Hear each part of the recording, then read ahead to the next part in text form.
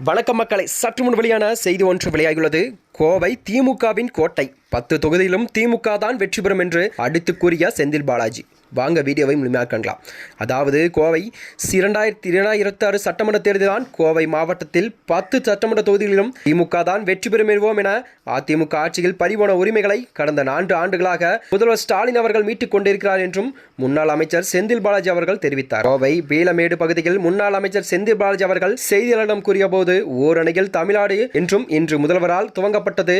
கோவை மாவட்டத்தில் 11.58 லட்சம் குடும்பங்களையும் குடும்ப வாரியாக நேரில் சந்தித்து பாஜகவால் தமிழகத்தில் இழைக்கப்படும் நீதிகளை சொல்ல இருக்கின்றோம் என்றும் அவர் கூறியுள்ளாராம். மேலும் 4 ஆண்டுகளில் திமுக மக்களுக்கு செய்த சாதனைகளையும் குறிப்பாக கோவை மக்களுக்கு வழங்கி இருக்கின்ற திட்டங்களையும் சொல்ல இருக்கிறோம் என்று கூறுகிறாராம். ஜூலை முதல் தேதி 10 சட்டமன்ற தொகுதிகளிலும் 3117 பூத்துகளிலும் பூத் வாரியாக இருந்த பணிகளை முன்னெடுக்க இருக்கின்றோம் என்றும் அவர் கூறியிருக்கிறாராம். அது மட்டுமன்றி தமிழகத்தில் இளைஞர் எங்களோடு தான் இருக்கின்றனர், புதிய கட்சிகளுக்கு யாரும் செல்லவில்லை என்றும் துணை முதல்வர் யார் சென்றாலும் சந்திப்பார் என்றும், அந்த வகையில் தான் தாவைக்கள இருந்து திமுகவிற்கு வந்தவர்களை சந்தித்தாராம்.